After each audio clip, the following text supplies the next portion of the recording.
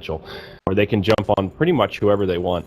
I mean, having SF and AM on the same team is like a super, super greedy lineup in general. Yeah. Like, even as Radiant, where it's seen as easier to kind of run the Shadow Fiend in general, I'm worried for EHOME, man. They need a lot of time. Yeah.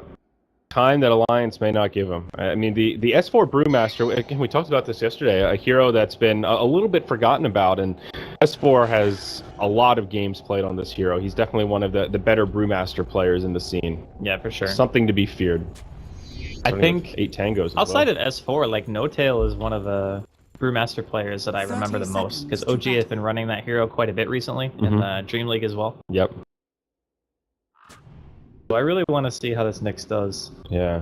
All right, so Nyx starting with the double mango here. He's going to have a lot of health regen. Super standard build. This is the same build that you would go on Night Stalker. Yeah. But Nyx has what? Does he have 4 base health? I think regen, he has 3. 3.5, something like that. I think it's a lot. It's like 3.2 or something. Yeah. Similar to what Axe has. But yeah, with this, it's 5. Yep. So you're pretty much taking no damage. Ooh, Anti-Mage down bottom, taking some big damage, trying to grab that bounty rune, but we'll go to the Brewmaster, and up top, Shadow Fiend will pick up the other bounty. Yeah, I like this choice from Alliance. They just choose to go dual off lane against CTY's Anti-Mage. Brewmaster in lane puts 1 point into Drunken Haze. As AM, your laning phase is already just like the worst shit ever. Like, you're gonna go up to a creep wave and miss like 45% of the time. It is an absolute nightmare to deal with. And this should be great for Bulldog. He'll have a 1v1 lane here. Mid. Nyx, we're going to see a first blood already. Lanham got tossed into the tower, but he's alright with Brain Sap. Yep. Nice aggressive lane support here in the Bane. Pretty tanky, has a lot of HP early on, and of course the Brain Sap makes things a lot easier. A new Brain Sap is actually insane, because at level 1 it like costs 70 mana. Oh wow. And it's 70 mana for 90 peer damage and a heal on top of that. It used to be just standardized at all levels, right? Or was it just the level? How did the buffs go? Oh, maybe. Do they find CTY down here? Yep, I'll have a blank. It'll be fine. Yeah, I think they actually tiered it off so the mana cost was lower at lower level, and then went back to what it was originally. Yeah. You got it to level 4 or something like that. I don't remember exactly, but it made the hero a lot better in the early game, because his mana costs were notoriously high before. Like, Nightmare is 165 mana at level 1. Like, that's insane. Yeah. And this Anti-Mage is already feeling the hurt, and he hasn't even skilled up the Drunken Haze yet. I mean, just having the Brewmaster there in the first place is pretty scary, right? Yep. Because your base damage is pretty good. I mean, CTY has got a Poor Man's Shield, which means that he already has +6 agility through just stats, and Brewmaster only hits for 1 less damage, and all he has for items is a branch, so... Yep. Dazzle happy to just trade last hits back and forth. Now, like I was saying before, this is really nice for Bulldog to get some farm early on, but it will give plenty of space for the Nyx Assassin to get early experience. Already level 3, so he will be a threat this game, no doubt. And I'm curious if he'll start moving around at level 6, or if we'll see him farm a little bit longer. I think EHOME are going to have to go for, like, the late game. I don't know, it's really up to how the first few primal splits go. So if S4 gets his Blink Dagger early, as we can see him also just punching CTY. Just being such a bully down here. Yeah, it's very hard to deal with this, I think. I don't think so. I'll have to salve up already. No way. But I suppose the ones that are going to be moving around the most are probably the 2 offlaners. Like, Bulldog is going to try to go get a gank with Aurora, and then 11's going to try to get a gank with Vendetta. It's just a matter of who's going to be more successful, outside of, obviously, S4 hitting 6. Yeah. Then you could also see some rotations from the Brew. Yeah, this top lane is definitely going to have the most... both these heroes just completely change at level 6, and that's when they actually become a threat and find kills all over the map. Mid lane seems to be going okay for the Shadow Fiend, though. 10-3 against the 9-2 Tiny. Of course, he's got the Bane babysitting him here, but really not getting dominated too hard. This is pretty good for EHOME. Yeah, and the other thing, too, is Lanham can just go stack whenever. And as long as you're communicating, then Old Chicken can just back up a bit, and then you stack, you make sure you don't get tossed in, and you're good to go. Yeah, already got a double stack here at the hard camp, so making the most of his time. And they've got a lane ward mid, which of course is making their lives easier as well. It's going to be a pretty quiet early game, I feel. The only real place I can see a kill happening is maybe mid. Yeah. Because CTY shouldn't ever go down. I guess the Witch Doctor could die, potentially, if he's like really out of position, but Ake doesn't even have a point into Poison Touch, so Yeah, he's got super defensive here. It would be very hard, I think, for any hero in this lane to actually die. So, Yeah. for the most part, we're going to have a farming early game here. Yeah. Yeah, usually I like that 1 point in poison touch just so you have an initiating slow to try to make something happen, but it seems like not so likely to be able to find a kill. It's just a little bit tough because it's hard to justify skilling poison touch when every point into grave and shadow wave are so good. Like, each point into grave increases the cast range by 150 and lowers the cooldown by 15 seconds. Like, the points into that are amazing. Oh, especially if you want to put yourself really far away from the actual engagement.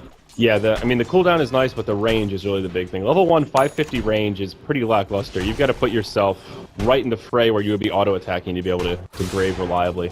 Yeah. Top lane, Bulldog, going ham here. Yep. It's going to eat a stun. Already forced out the Spike Carapace. Level 6. Close for both heroes, but not quite there yet. Yeah, Bulldog's inching him out a bit just because he has more than eyes. But that's one of those things where if you're paying close attention, you can get a kill. Yep. You can just throw out a roar because you know you're going to hit 6 before the Nyx. Then maybe you can get a TP reaction and then maybe first blood. So Yeah. we'll see. CTY still getting pressured pretty hard in the bottom lane. Even though I feel like he's always at low HP, he's still farming pretty well. Only 5 last hits behind S4's Brewmaster. So Yeah, but he's out of regen now, so life is really difficult for here him. we go. Bulldog, he hits level 6. Nick's still not there, but well-timed Spike Carapace will push him back. No first blood will be drawn. These boars, man. Boars OP. CTY going to be forced to blink onto the tree line here. Yeah. Witch Doctor only has 1 tango to give him. And Yeah. no lane. They're finally out of regen. Oh. Lane, the Nightmare denied! Oh. What a player! Wow. Alright. So I was right, the first lane that actual death happened was mid, but it didn't count because it was a deny. So what was the setup there? Was it another toss back into the tower? Yeah, pretty much. Yeah. That's the only way you can kill, really. Yeah. Alright. Man, this Beastmaster's farming up a storm. Last hit leader. Both him and the Nyx actually are topping the charts right now. Yeah, but the boars are starting to give the Nyx a little bit of problems. Yeah. It's just like eventually you just start taking that little bit of damage over time and it makes you really not want to go up to the creep wave in general. Yeah. Because you know if you get roared and somebody TPs, you could just die. And I got some nice stacks here in the dire jungle. Rotation up top though. Lanham's come up. Nightmare set up onto Admiral Bulldog. Breaks it with the boar. Yeah, very nicely done. And he'll just walk away. There you go. He was actually mid-cast animation for the roar onto the Nyx. I think he was going to try to go for the kill there. But he only has level 1 axes, so I'm not sure if he would have gotten it or not. Yeah. Mid lane gets pinged out. Yeah, actually not that many stacks for the Shadow Fiend. Looks like just a triple stack at the hard camp and no stacks here at the medium camp. A triple stack's still okay though. At level 5 you can still triple raise that, and I think it gets you to level 7 from level 6, so... Okay. It's not really like the biggest deal in the world. As long as he hits 7, that's when you can start killing the wave really quickly and making sure that the Wisp and the Tiny don't get any free kills from it. And the other thing too is if he can hit 7, he can also try to contest the stack that Alliance had, but looks like Loda is just gonna throw out a casual toss. Maybe make his way back to base with the Wisp and then go back for it later. Yeah. Great positioning here from Bulldog as a rotation up top from the Witch Doctor. So it was a 3-hero play from EHOME.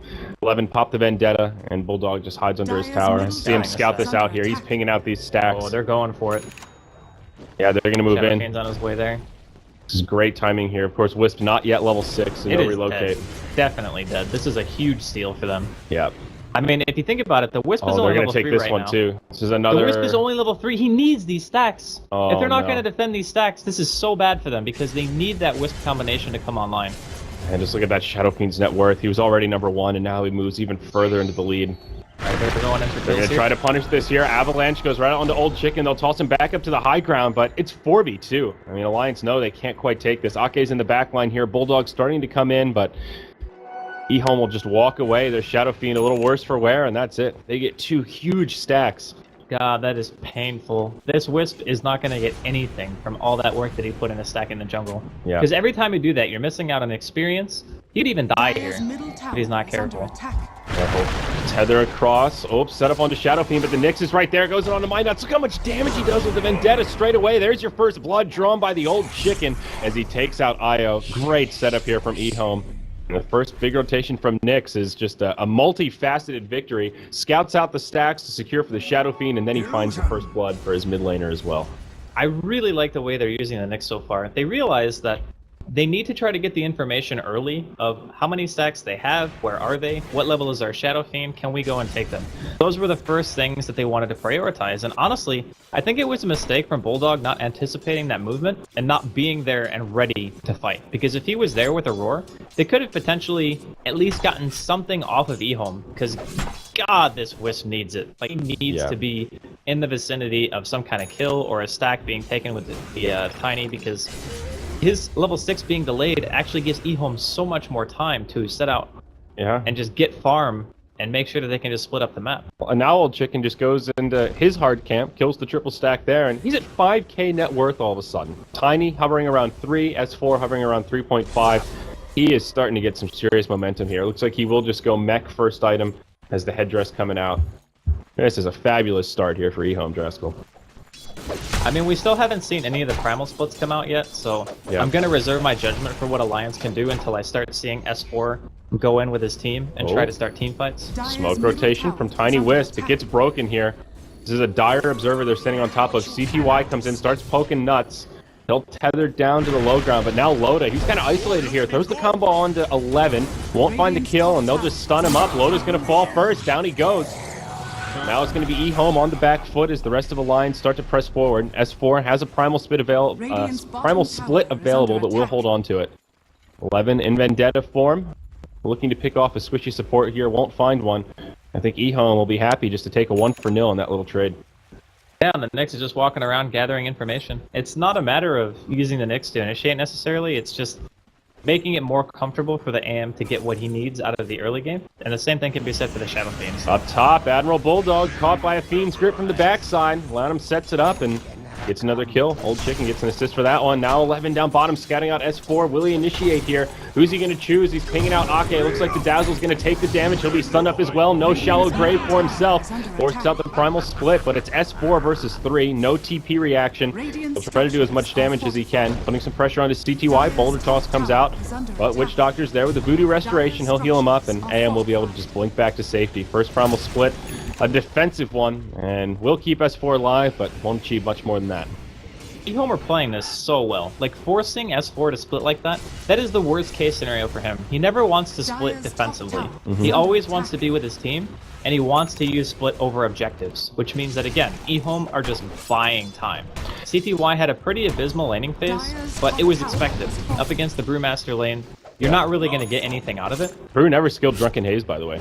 Yeah, I think it's okay. I mean, he has Arcanes now, so he'll probably pick up a point into it, but before, he just wanted to have maybe the mana, I guess, to continually spam clap instead, just to go for the guaranteed CS. Right. But he'll probably go back for 1 eventually. And these stacks, they cannot be taken again.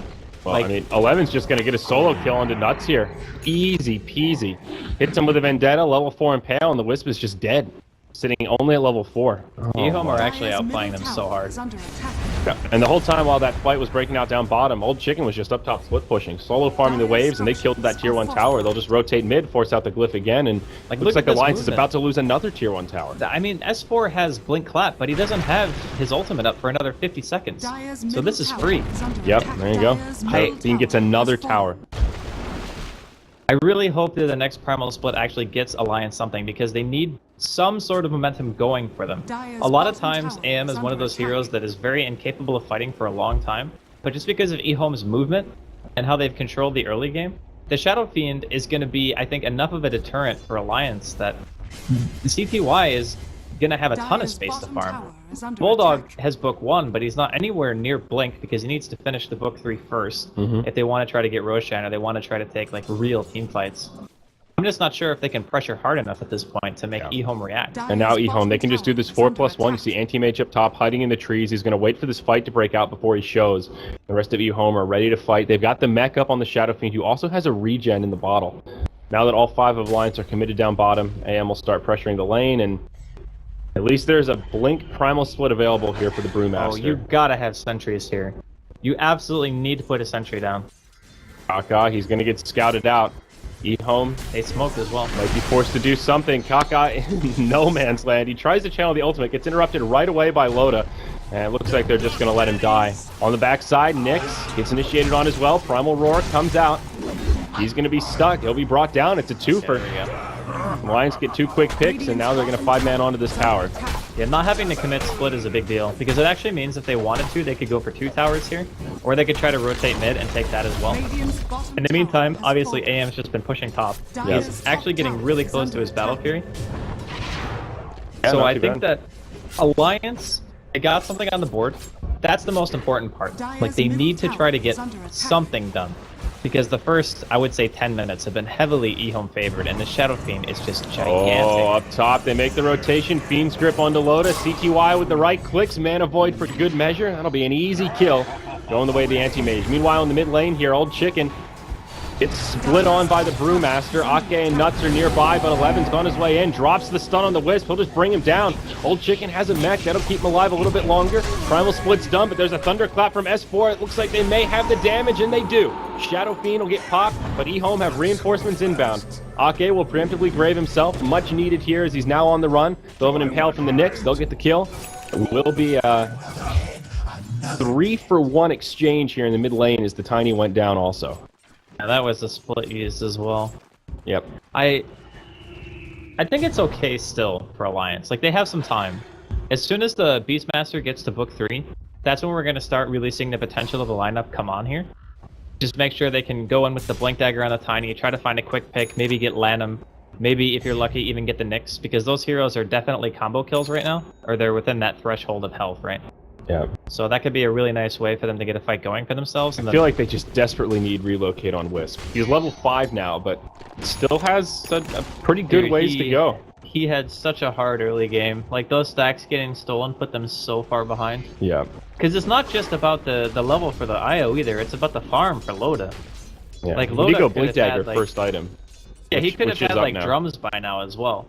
But Yeah. instead of having that extra survivability and mobility in the fights, it's just taken away completely and just given to the SF, so... S4 needs to be a little careful here. Nyx is coming around the backside, hits him with an Impale. Damage to follow up. Now Old Chicken comes in. Lanham has the Fiend's Grip. And it's going to be another easy kill. They're using this Bane so well. The Fiend's Grip has already set up a number of kills. I'm really impressed with the way EHOME is doing this. Like, they have a very clear idea of what they need to do. And the way that they've utilized the Nyx so far, I still really like. When you have Dazzle and you have Wisp on the same team, those are 2 heroes that you can just go in and just almost solo kill if you're Nyx. But if you look at his build, he hasn't even opted to put any points into Mana Burn. So he's mostly just there as a deterrent. Yeah. Like, he's not there trying to necessarily get solo kills, but he can find the Wisp out and just stun lock him and stop him from doing anything. And a level 4 Carapace at this stage in the game, it's a 2.5-second stun pretty much. So any of the residual damage from either a Thunderclap or maybe even just a stray healing wave coming out from the Dazzle, all that stuff stuns you, stops your combo, just disjoints a lot of stuff that Alliance want to try to do. Yeah. EHOME have made a lot of space with his Anti-Mage, though. He's got his Battle Fury complete now, 600 gold in the bank.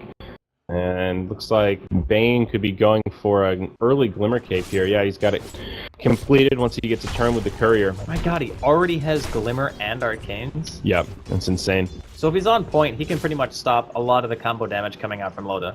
Yep. I mean, it's a hard thing to do, to see the Tiny and just be like, oh, I'm gonna Glimmer this guy, because I think that's who's he's gonna go on, but... Still, there's one player that can do it. I've got some faith in Lanham's positioning here. Yeah, So far, he's been on point. That boy good. Oh, yeah. He real good. Well, there is a stroke of good news here for Alliance, though, Drasco. here we Book go. 3 is up. So they've got some serious burst This damage is now. Alliance's timing for sure. Like, finishing up the book 3. The Wisp is now level 6 Yep. on top of that. If they want to try to do something, I believe now is definitely the time. Well, they are grouped up as 5, so they're ready. You can wait out potentially Blink for Bulldog, but I don't think you need to. Because, like, book 3, going into Inner Beast with a Tiny, that should be enough to be able to push. And if you're threatening that with a Primal Split, you're kind of good to go. Yeah. Because CTY is going to continue to get farm. Seems like Alliance, though, they know they need to be aggressive, but they don't quite have a window to do it here. And all the while, CTY is just racking up the farm. Him and Shadow Fiend top of the net worth chart. And Alliance are sort of moving around in this 5-man ball. That's a BKB out on the Shadow Fiend. Yeah. So this timing window is already rapidly closing. Tis I mine. honestly think that Shadow Fiend is one of the better heroes against Brewmaster for this specific reason. There aren't many heroes in Dota that you can go BKB first on and still be threatening to a Brewmaster inside a split. And it's mostly just because the Requiem, right? Like the Requiem hits the Fire and the Air Panda. So they go to like half health or even lower almost immediately. And you don't have any way of interrupting him at this stage other than roaring him. And you Right. really don't want to roar into a BKB. Yeah. Because you want to be able to deal damage with the Necro Book, right? You get the mana burn coming in from the Necro minions, and then you Right. can actually kill somebody. But if SF is BKB'd, it doesn't really do a lot to him. It only delays the roar by like 3 seconds. And he also still has just enough right-click damage because of the nature of Necromastery that you can go BKB first item and still have really scary right-clicks relative to most other heroes. He at can this go back stage. for like SNY or Helm Yeah. of the Dominator if he wants to go for a more carry-centric build. But given the fact that he has an AM, I'm leaning him more towards him going for a mid-game style. Like SNY I think would be great in this situation. Just give yourself some added durability and just the flexibility of moving around in fights, and main procs are also pretty ridiculous right now. So. Yep. Well, now the free tower goes the way of EHOME as they take out the tier 1 down bottom. Alliance are equipped with sentries here, though. Ake is ready to keep his team safe from the threat of the Nyx Assassin. Of course, the Necro 3 does give you some added detection. EHOME will burn a smoke on 4 heroes while the anti-mage still continues to split farm. Right now, just farming up some Ancients. Has his Yasha completed. They're on the hunt. They've It's got actually it. interesting he opted to go for Yasha instead of Lads. Yeah. Yeah, you know, you're right. I suppose I've it's seen this because- build so much in all the days of casting, but this is definitely the older style. Yeah, I think they are feeling fairly confident, so if you wanted to go for the earlier Manta style and even have CTY come contribute, like popping a Manta on a Wisp at this stage in the game, when It's Minos huge. has had such a hard game, he just gets annihilated. Same thing with a Dazzle. Oh, Loda, he goes in onto Kaka. Doesn't have enough damage with the combo. Now S4 gets off the Primal Split, but Old Chicken pops the BKB, will get off the Requiem, and as you pointed out, Draskell, those Earth Spirit or Panda Spirits are not doing a hell of a lot. Death Ward getting channeled, but not doing much damage. Is now Old Chicken Nice getting Nightmare. low. Nightmare will buy him a little bit of time. He still has the mech, but not going to be able to use it. He'll die. He'll be the first death in this fight. Now Lanham on the high ground, in some trouble. Has a Fiend's Grip, but won't be able to utilize it either. It's a fast 2-0. Nice stun from 11 onto Loda, as well as S4 to buy some space for Kaka. He's got the Voodoo Restoration on, level 3 at that. It doesn't look like it'll be enough to keep him alive. Toss from Loda will secure the kill. It's a 3-0. Alliance finding a timing here as they take a much-needed team fight. Yeah, the big thing was the SF dying without using mech. I think that Yep. would have given him enough time to deal at least a little bit more damage, but you can see kind of what we were talking about with the Requiem. It's just the split, if it's on top of the Shadow Fiend, he just gets blown up, more or less. And CP5 has a Hyperstone. What in the heck? That is peculiar. He will get the last hit on the tower, though. Very nice. Kind of fakes out Loda a little bit. Takes some damage from the toss. Hits creeps a few more times. Tries to TP home, but Loda knows exactly where he blinks. That was close. Doesn't have the avalanche in time, and he Is will he going TP for out. Moonshard? That's what I was wondering. I can't imagine you would rush an AC. That just seems... I mean, AC's not bad on AM. A lot of people have this Well, very... I don't think it's bad on AM, but just going Yasha AC Battle Fury, that feels like a very... I've never seen Hyperstone this early on an AM in my entire life. I have literally never seen this. I'm thinking that having Moonshard would be like pretty crazy actually, because you just farm so fast.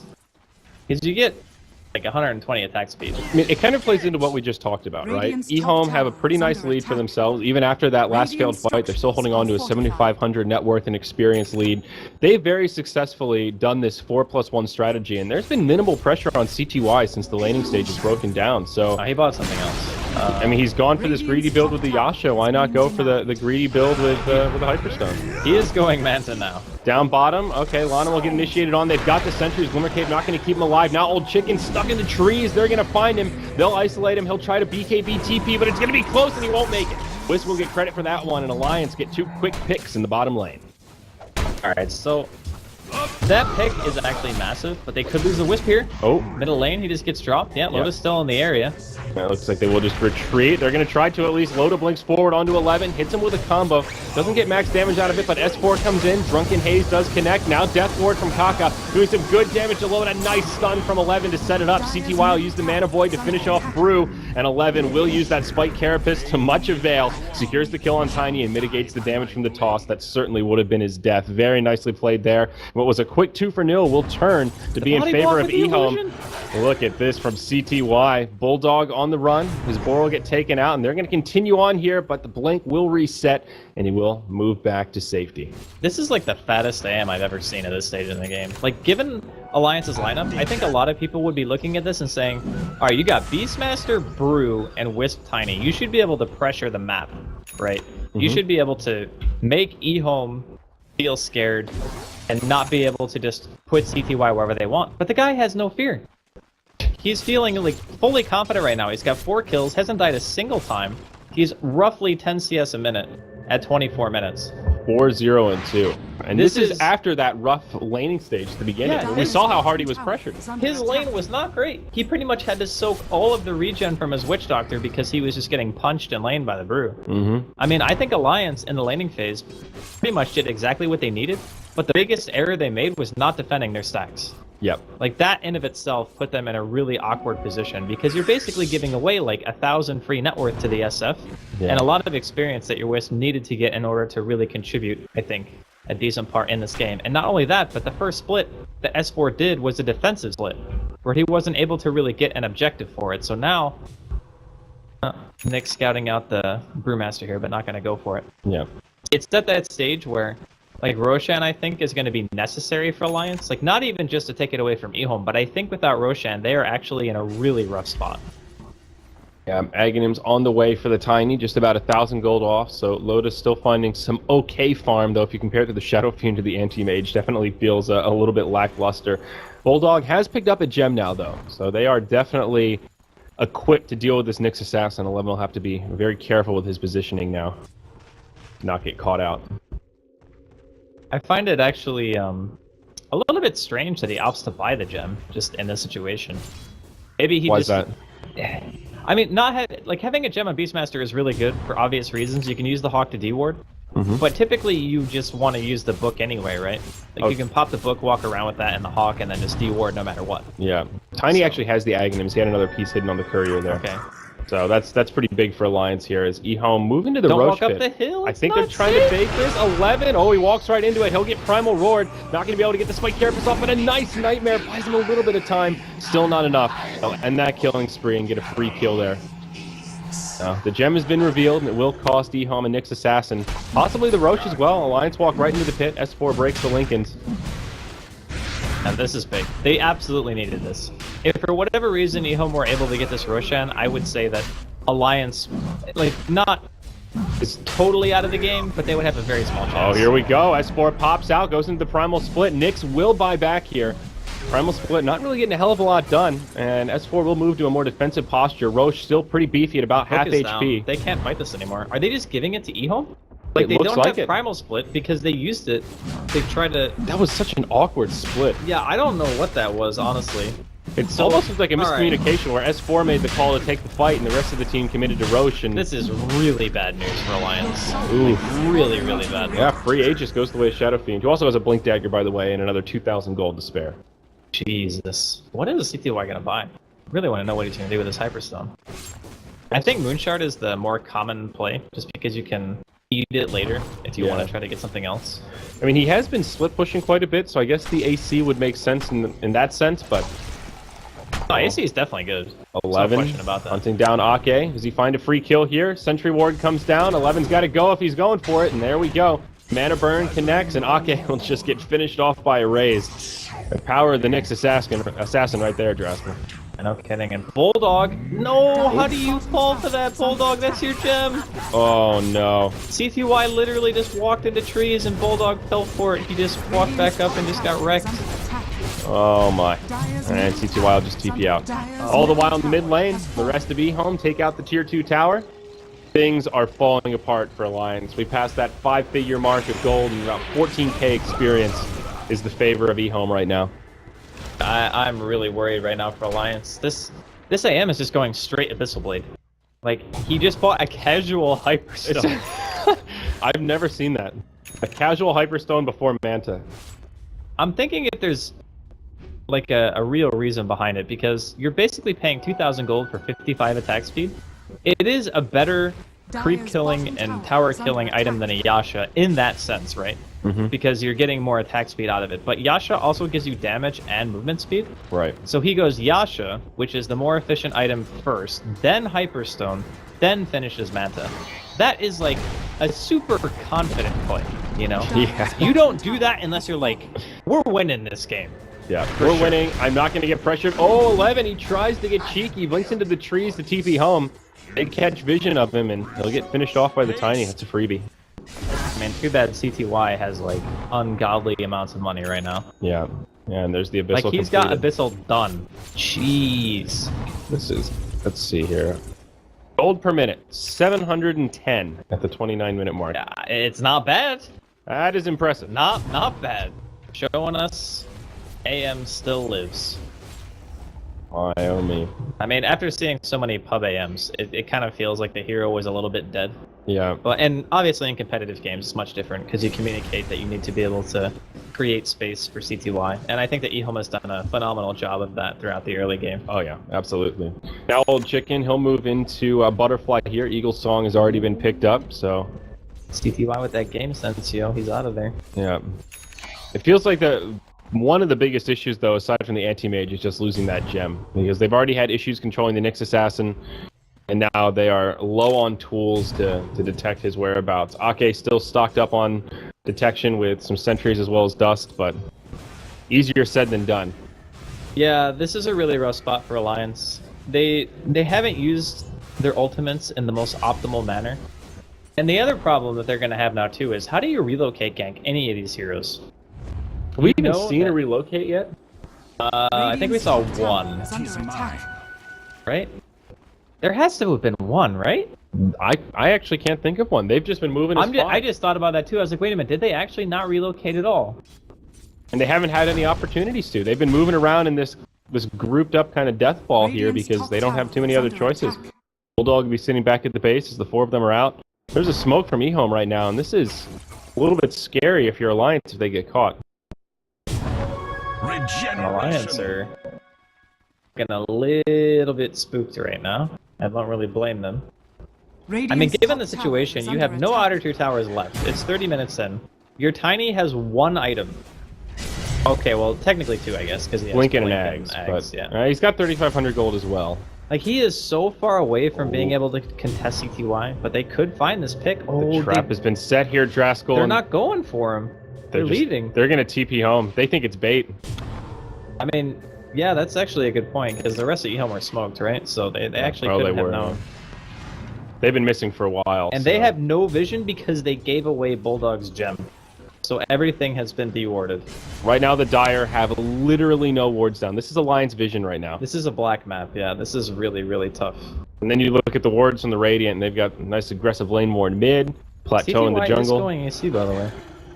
Okay. It is not often you see that, actually.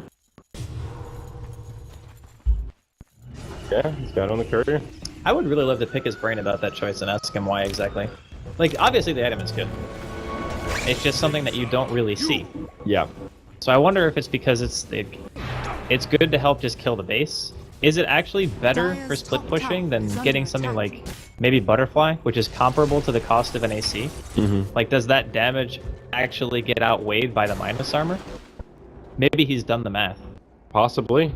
Speaking of Butterfly, Shadow Fiend has his. He's got that last piece sitting on the courier right now as the anti-mage gets the last piece versus Assault Kuros. So two big items here on the horizon for EHOME.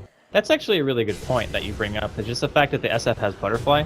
It sounds like a normal thing, but if you have an Assault on somebody else on the team and a Butterfly on the other carry, it makes your high ground siege terrifying. Oh yeah. Shadow Fiend having that kind of like plus armor already, so what, with the AC Aura, he's going to have 23 armor. He's going to have roughly like 1,500 health on Strength Treads. He'll have Mech and BKB. Yeah.